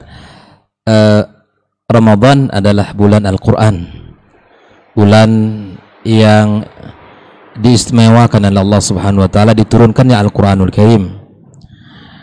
Bahkan Nabi kita sallallahu alaihi wasallam ya di bulan Ramadan bersama Jibril alaihissalam ya bersama-sama ya yudarisul Quran, dan ini semangat dicontohkan juga oleh para sahabat Rasulullah sallallahu alaihi wasallam, sehingga dalam kisah para salaf tidak jarang kita dapatkan kisah-kisah heroik ya, kisah-kisah yang bagi kita barangkali jauh. Tapi bagi mereka itu biasa saja. Karena memang generasi baik, generasi terbaik gitu ya. Generasi yang dekat dengan Al-Quran. Generasi orang-orang beriman itu biasa. Yang mana kita dapatkan kisah-kisah mereka. Seperti Al-Imam Al-Syafi'i rahimahullah ta'ala yang mengkhatamkan sittina marrah. Ya, 60 kali dalam bulan suci Ramadan. Kemudian ada yang mengkhatamkan setiap satu malam sekali, seperti Imam Bukhari juga mengkhatamkan Al-Quran ya, kemudian di siang harinya satu hari, dan para ulama yang lain juga demikian ya, para sahabat apalagi mereka mengkhatamkan Al-Quran, menyelesaikan Al-Quran, bacaan Al-Quranul Karim. Walaupun ada hadis Nabi yang menyuruh bahwa jangan kita sampai mengkhatamkan alal akal 3 hari saja, 3 hari ya. Maka di sini juga dibahas oleh para ulama bahwa itu kalau di hari-hari biasa. Namun kalau di bulan-bulan Ramadan, di hari-hari yang penuh kebaikan, keberkahan seperti bulan Ramadan ini, tentu berlomba-lomba mencari pahala. Karena yang dikhawatirkan kalau mengkhatam Al-Quran dengan sehari semalam atau paling tidak sekali dalam 3 hari, disebabkan ya tidak adanya atau tidak tercapainya adalah tadabburnya, tafahumnya. Hanya sekedar membaca dan tidak diambil faedah. Sehingga lain halnya ketika bulan Ramadan, bulan yang penuh dengan ya, pahala yang berlipat-lipat, ya, ampunan ditaburkan Allah Subhanahu wa taala, maka sehingga tidak jarang kita dapatkan kisah-kisah yang luar biasa dalam kehidupan para salaf. Ini yang kita dapatkan ya dari kisah mereka. Ini yang kita fahami dari manaqib mereka, bahwa mereka sendiri yang mengkhatamkan Al-Quran gitu. Mereka sendiri yang punya jadwal untuk mengkhatamkan Al-Quran, bertingkat-tingkat ya, jumlah dan capaian mereka. Bahkan Imam Malik rahimallahu taala, Imam Darul Hijrah, kita tahu bahwa majelis hadisnya di kota Madinah ya, An-Nabawiyah, itu sangat banyak.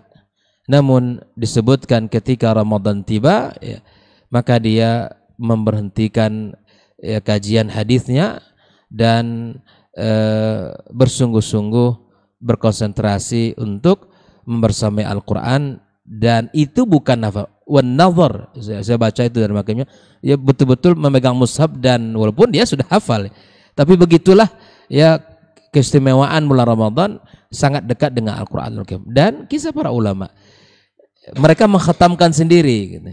Tidak membagi-bagi per kelompok-kelompok di dalam kamu nanti juz pertama ya, saya kamu juz kedua gitu. Nanti seterusnya 30 orang khatam kita. Enggak begini. Saya enggak tahu juga fikrohnya seperti apa. Mungkin fikroh gotong royong mungkin dibawakan ke sini gitu. Nah, wallahu a'lam. Waktu kenduri dulu ya, karena memang khatam itu selepas kenduri saja, habis itu nak ngaji lagi. Rumah seperti ya kal baitul kharib kata Rasulullah SAW kan. Ini terbiasa kita dengan formalitas. Ya kalau sudah khatam atau kalau sudah sunnah Rasul, khatam diarak di jalan. Ya dipasangkan baju khusus, kemudian pakai drum band. Ini acara apa? Acara khataman. Nauzubillah. Ini dari mana? Ya, dari mana sunnah seperti ini? Acara khataman, kemudian diarak di jalan, kemudian nanti diiring dengan musik. Ini tidak bisa. Kemudian ditambah lagi nanti dengan pas menikah. Ini. Khatam di situ. 3 kulhu itu dibaca khatam sudah namanya. Gitu kan? Sudah tuh nggak ngaji lagi. Suami nggak ngaji, istri nggak ngaji. Iya, apa keberkahan dari rumah tangga seperti itu? Yang diajarkan kepada kita adalah ya kita ya memiliki semangat bersama Al-Quran, dan kita membaca Al-Quran dan kita memahami maknanya, terus kita mengamalkannya. Ini yang saya fahami dari yang ada tuntunan dari kehidupan para salaf ya, dan wallahu taala alam dari mana kebiasaan membagi-bagi per kelompok-kelompok untuk mengkhatamkan tadi. Semoga Allah Subhanahu wa taala maafkan segala kesalahan kita, dan Allah berikan kepada kita hidayah, kokoh di atas agama berdasarkan ya, dalil Al-Quran dan sunnah Rasulullah SAW yang dipahami dengan yang benar. Masalah hukum tentu ke Buya Dr. Helmi. Baik, jazakallah khairan Ustaz untuk jawaban mengenai khatam Quran yang dibagi-bagi tadi Ustaz ya. Kita ke pertanyaan kedua Ustaz. Nah, puasa bagi orang yang pekerja berat Ustaz, apakah ada tidak boleh puasanya itu seperti apa uzurnya? Nah, baik, terima kasih. Kalau kita lihat dalam buku-buku fikih itu, apa saja yang bisa menjadi yang memiliki uzur syar'i yang membolehkan seseorang itu tidak berpuasa. Itu nampaknya tidak ada itu pekerja berat itu. Secara umum seperti itu. Karena pekerja berat itu tidak terukur. Berat itu seperti apa gitu. Ya kan? Tapi sakit ada. Kalau memang sakit itu membuat dia tidak bisa tidak bisa berpuasa. Nah, oleh karena itu kalau pekerja berat umpamanya sekarang sopir umpamanya, kerja berat enggak tuh? Yang selama ini sehari-hari dia juga menjadi tukang sopir. Bagi si A mungkin berat, tapi bagi yang si B mungkin tidak berat. Pekerja bangunan kira-kira itu kerja berat atau tidak? Mungkin si A bilang berat, si B tidak.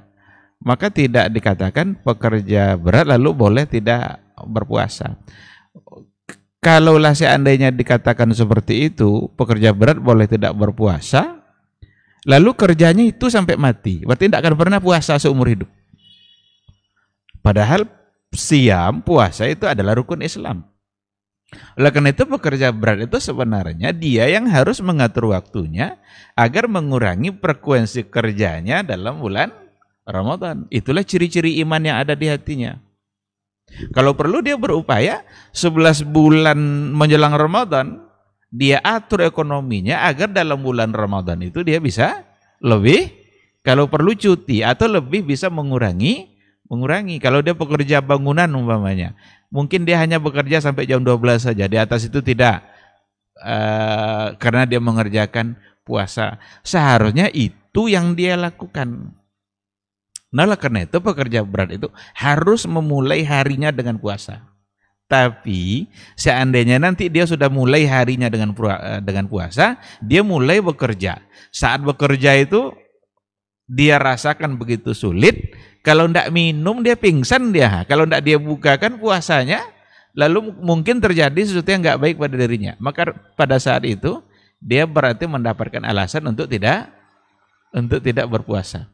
Boleh baginya untuk berbuka di hari itu karena ada kondisi di mana dia alami, dia tidak bisa melanjutkan. Nah, jadi dia tidak dari ini, wallahu a'lam. Nanti mungkin bisa ditambahkan oleh masyayikh yang lain dalam penasihat seperti itu, sesuai juga dengan beberapa hal yang pernah saya dengar atau pernah saya baca gitu. Jadi tidak langsung dikatakan mereka tidak memulai harinya dengan berpuasa. Beda sama musafir. Kalau dia musafir, sekarang dia musafir pergi ke Jakarta umpamanya, boleh dia tidak memulai harinya karena kalau memang dia sudah dalam keadaan safar atau meniatkan untuk safar. Tapi kalau kerja berat, mulai harinya, dia harus memulai harinya itu dengan berpuasa. Ya, berdoalah kepada Allah mudah-mudahan dikuatkan. Karena kalau imannya, kalau hatinya ingin berpuasa, Allah akan bantu. Saya pernah dapat dapat kabar, baca gitu ya, ada seorang supir traktor itu kurang berat kerjanya itu. Mungkin di tengah gurun dia memperbaiki lahan, bukan Ramadan dia kerjakan, puasa sunat. Ketika dikasih makan oleh yang lain, silakan makan Pak, maaf saya puasa. Nah, jadi alasan berat ini tidak ada bagi dia.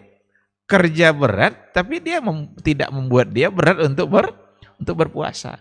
Nah, maka jika emang iman ada di hatinya, benar-benar dia yakin puasa itu menjadi kewajiban dia sebagai seorang yang beriman, maka dialah seharusnya yang akan mensiasati bagaimana harus bisa berpuasa. Tidak malah sebaliknya mencari-cari celah agar dia bisa tidak berpuasa dan meminta fatwa ke sana ke sini agar dikeluarkan atau terdengar oleh dia boleh pekerja berat untuk tidak berpuasa. Nah, tapi sekali lagi, jika di saat dia berpuasa mungkin terjadi sesuatu yang sangat berat bagi dia untuk melanjutkan puasa, kalau tidak dia bukakan mungkin akan memudaratkan dirinya, maka saat itu berarti dia dibolehkan untuk berbuka. Silakan dia berbuka dan alasan kemampuan yang tidak bisa melanjutkan puasa. Saya kira seperti itu. Wallahu subhanahu wa ta'ala a'lam. Baik, jazakallah khairan Ustaz untuk jawabannya mengenai puasa untuk yang pekerja berat. Secara syariat memang tidak ada ketentuan hukumnya Ustaz ya, untuk uzurnya Ustaz ya. Nah, baik, itu pertanyaan terakhir sepertinya. Sepertinya saya mepetnya tadi di jam 9.30, sekarang udah sampai jam 9.40. Nah, Ustaz, sepertinya memang waktu yang membatasi kita. Mudah-mudahan dan insya Allah di Selasa pekan depan kita akan kembali lagi bersama para narasumber kita, bersama para guru kita ini dengan tema yang berbeda ataupun tema yang selanjutnya. Jazakumullah khairan untuk perhatian antum semua yang sudah menyimak dari awal sampai saat ini, dan juga pertanyaan-pertanyaan sudah masuk juga untuk ikhwan yang di studio, terkhusus untuk para masyayikh kita, para guru kita yang sudah memberikan ilmunya dan juga sudah berkesempatan hadir untuk hari ini. Afwan untuk semua salah kata dan khilaf bicara, kita tutup dengan doa kafaratul majelis. Subhanakallahumma wa bihamdika asyhadu an la ilaha illa anta astaghfiruka wa atubu ilaik. Assalamualaikum warahmatullahi wabarakatuh.